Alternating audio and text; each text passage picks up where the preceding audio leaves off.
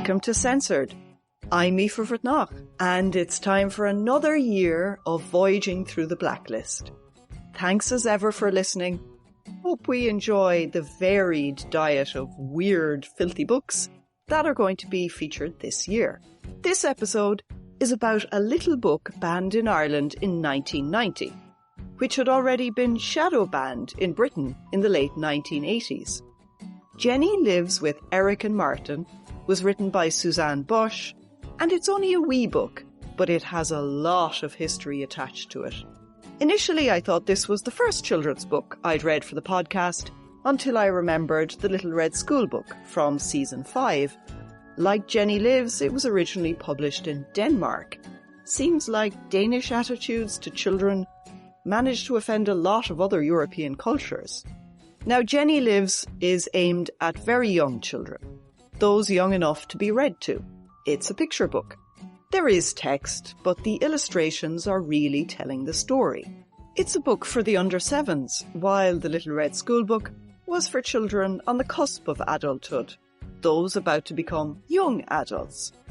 The Little Red School Book therefore features sex and mentions condoms, but Jenny Lives is about an ordinary day in the life of a small child and her parents. They eat breakfast, go to the laundrette, squabble. It's very pedestrian. But this little book became infamous in the 1980s in Britain, and the clue, I suppose, is in the title. Jenny Lives with Eric and Martin, her parents. 2 men parenting a child. 2 gay men, obviously. And it was printed by Gay Men's Press.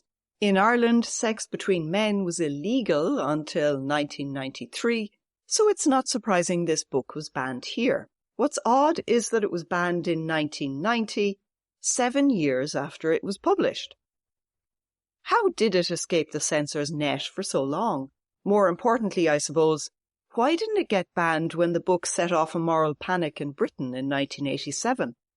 Irish people read British newspapers, watched British TV when they could get it. It seems odd that Ireland wasn't infected by the same obsession with homosexual propaganda, when it was pretty conservative. I think it's time to explore that 7-year gap between publication and banning. But first off, a drink to go with the book. Coffee is my choice, because Jenny and her parents enjoy a Saturday morning breakfast in bed, with coffee and crisp bread. In a realistic nod to parenting, Jenny wakes them up way too early on a day they would prefer to sleep in. Naturally, they need caffeine to get them through a day entertaining a bright and bubbly 5-year-old. Now, I do have a confession to make. I haven't read all the book because I can't get it in Ireland. It's in one university library, but the state's copyright library did not collect it. And it's out of print for decades. But luckily, various articles and blog posts have reproduced pages from the book, so I could get an idea of the layout and content. I'll start off with the page where Jenny starts her day. It reads, "It is Saturday. Jenny opens her eyes. Everything is quiet. She looks over to the curtains. Yes, the sun is shining outside. She tiptoes into the bedroom. Martin and Eric are still asleep. Martin is closest to her. She tugs his arm gently, then harder. Dad, Dad, wake up." He certainly is very sleepy. It looks as though he can't even open his eyes. He puts his arm around her and is about to say something, but he falls asleep again. So that's 1 page of text. Very simple, clear, and aimed at small children. But it's not really the words that tell the story, is it? When you're tiny, it's the pictures. There are 2 photographs on this page. The top one shows Jenny kneeling next to the bed, pulling at Martin to wake up. The 2 men are fast asleep in the bed, bare-chested. Martin lies on his back with Eric's arm around his neck.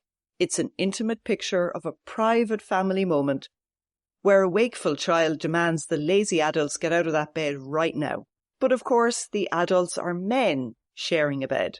I think if these photos had been taken in Britain, the adults would have been wearing pyjamas. Not because everyone wears pyjamas, but in posing photos for a children's book, that would have been the automatic cultural choice. These photos, though, were taken in Denmark, a society with a different attitude to nudity. On a subsequent page, Martin is shown sitting up, all bare legs and arms. If he's wearing anything, it's just a pair of briefs. To be honest, I think contemporary British and Irish people would think that a photograph of a near-naked adult was too much skin for a kiddie's book. I think it's just a reflex cultural response. It wouldn't even be articulated clearly. And photographs, of course, are different to drawings. And most kids' books are illustrated. So there's that tension there as well with those realistic photographs. But moving on from lolling in bed to a life lesson conversation. Now, anyone who's read a kiddie's book recently, you know it's not unusual to have some sort of moral lesson. But some authors make these seem organic, while others shoehorn them in. Suzanne Bösche definitely went down the blunt route. Jenny brings up a nasty remark made by a neighbour about her two fathers. So Eric sketches a story about a grumpy Mrs. Jones who doesn't like gay men. This is his and the author's way of explaining homophobia to a small child. Mrs. Jones, in her flowery hat and handbag, declares that it's very wrong for two men to live together. She says, "My husband would never kiss another man." But then Mr. Jones appears in the frame to contradict her. This is extremely soap opera, but it all works out just fine. I'll read it out so you can see exactly what I mean. So when Mrs. Jones says, "My husband would never kiss another man," the next frame of the cartoon has Mr. Jones arriving in to say, "Now that's not quite right, dear. When I was young, I was in love with a man and we lived together. But then I met you, and it was you I loved most. And you loved me the most, so we moved in together and got married." Mrs. Jones doesn't seem that surprised, but she says, "But goodness, why didn't you ever tell me that? I always thought it was wrong when two men love one another." Mr. Jones replies, "There are so many things people think are wrong. It can never be wrong to live with someone you're fond of." Mrs. Jones says, "I suppose that's right. I never thought of it that way. I'm sorry, you must forgive me. Bye-bye." Exit stage right, all neat and tidy. I mean, it's just remarkable how quickly Mrs. Jones would say, "Oh, I never thought of it that way." As if I would say that this is a preachy kind of children's book, but then it was written in the early 1980s. The genre has become a little bit more subtle since then. Although no one said it at the time, I think this little cartoon interlude probably pissed off a lot of conservatives. But those people were in Britain, not Ireland. Before Jenny Lives was published in 1983, a member of Parliament named Geoffrey Dickens called on bookshops to boycott it. His statement was reported in an Irish daily newspaper just above another report featuring Dickens that was headlined "Vice Ring at Royal Palace." Mr. Dickens is outside the scope of this episode, but his is a wild story. So wild that the only podcasts about him I could find were by far-right conspiracy theorists. To summarise, he believed that establishment men ran paedophile rings to traffic and abuse children. I mean, you can see why that story is so attractive right now to the crazier corners of the internet. Unsurprisingly and depressingly, he equated homosexuality with child abuse. So a book like Jenny Lives set his alarm bells ringing. But his attempt in 1983 to whip up anxiety failed, and Gay Men's Press published 3,000 copies of the book to no fuss at all. No one really took any notice. Until 4 years later, in 1987. Then Jenny Lives with Eric and Martin became notorious. The tabloid newspaper The Sun terrified its readers with this headline: "Vile book in school. Pupils see pictures of gay lovers." I mean, time for the smelling salts, lads. Very scary stuff. Soon MPs from the Conservative Party were waving the book around, claiming it was homosexual propaganda, that it was deliberately planted in school libraries across London to corrupt the minds of the young. So this was nonsense. Teachers could borrow it, but not students. And it's a children's book. It's not propaganda. Of course, tabloid headlines aren't supposed to be accurate or measured. It's all about that emotional manipulation. It's odd that the Conservative Party, the most powerful political party in the land in 1987, are getting their knickers in a twist over a kiddies book. Today, when politicians strip a complex social issue down to a polarising slogan, we call it a culture war. Right now, British Conservatives are obsessed with emigration, but in the 80s, it was gay people. There are lots of explanations for why homophobia was politically profitable in the 80s. For the high politics end of things, I think you should listen to the Queer Ephemera podcast that I've linked to in the show notes, because I don't want to get into all of that left-right local government stuff. This isn't a British history podcast. I want to talk more about the issues to do with sexuality and gender that may have brought background homophobia to the fore. Firstly, of course, the HIV/AIDS epidemic had reached Britain, terrifying everyone and giving bigotry a new lease of life. There's nothing like a new, unpredictable disease to destabilise the society, as we all know. And just for context, 1987 was the year that Princess Diana shook the hand of an AIDS patient. She chose not to wear gloves, and that was a huge deal. So I think HIV/AIDS fed into this moral panic about this tiny book. But I think there was a long-term cause too, one that had bubbled in British politics since the late 1960s. Gay rights campaigners had been working for decades to change the law and public attitudes to gay people. By 1983, in England, Wales, Scotland and Northern Ireland, sex between consenting men over 21 was no longer a crime. Bookshops run by and for gay and lesbians were opening in the big cities. There were helplines to offer support and advice to queer people. These are small incremental changes made over a long time, but they did make queer folk more visible in British society. There was a bit more space to be queer, which implied a bit more tolerance and maybe even a bit less bigotry. For those invested in homophobia, it felt like social change was barreling forward, out of control, that gayness was everywhere. So a moral panic focused on a child's book becomes the perfect excuse to publicly accuse gay people of destabilising society. It was the time-honoured, won't somebody think of the children's censorship argument. A new censorship did grow out of this moral panic, but in a beautiful sleight of hand, it wasn't called censorship. The act that brought it in was called the Local Government Act of 1988, which is a title of staggering tedium, but it included a clause that became notorious, Section 28. In this part of the Act, local authorities were prohibited from intentionally promoting homosexuality or publishing material with the intention of promoting homosexuality. They were also forbidden from promoting the teaching in any maintained school of the acceptability of homosexuality as a pretended family relationship. I know, very boring legal language, but that is kind of deliberate. That's what acts do to distract you from their political purpose. What Section 28 did in practice was make it extremely difficult and sometimes dangerous for teachers to talk about homosexuality in government-funded schools. The same local authorities that ran schools also managed libraries, swimming pools and parks, and in none of those places could they publish material with the intention of promoting homosexuality. Now, that's a kind of a weird term, promoting homosexuality, but what it means in this context is acknowledging that it exists, that gay people have families, and that they live normal lives.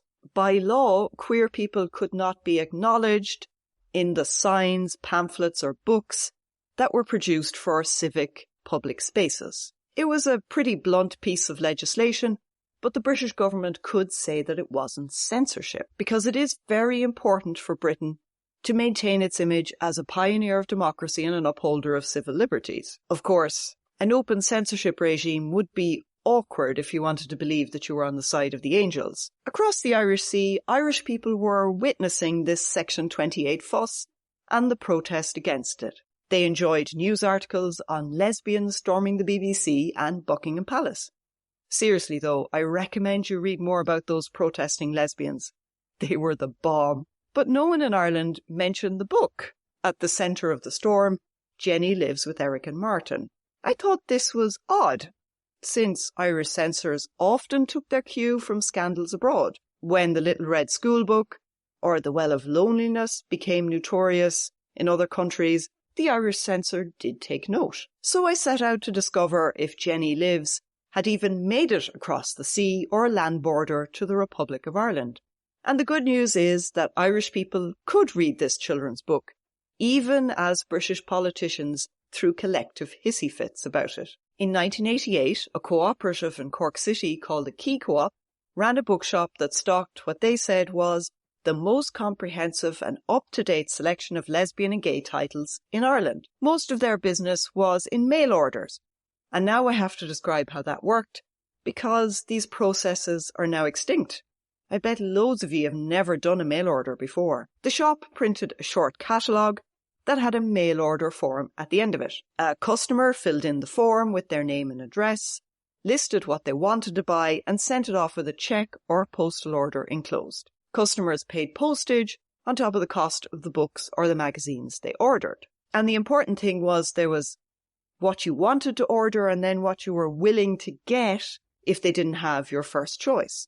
So you had to scan the catalogue, work out the price of your first choice of books, and then pick books at more or less the same price so that your cheque would even out. It was a bit complicated. You could order monthly magazines published in Britain, like Gay Times or Gladrag, which was subtitled Journal of the Transvestite Transsexual Support Group. Anyone reading these magazines would have been familiar with the controversy over Jenny Lives with Eric and Martin. When they saw the book title in the non-fiction listing, some probably thought it was worth spending £4.36 on it. Most of the books did cost between £4 and £6, so it wasn't spectacularly dear. Nonetheless, this was a fair amount of money in the late 1980s. About 15 quid now. So for a kid's book, it was dear. But what if someone walked into a high street bookshop? Could they buy Jenny Lives? Okay, I can't be sure, but I'm going to say no. Books with LGBTQ plus themes were not generally available in bookshops or libraries.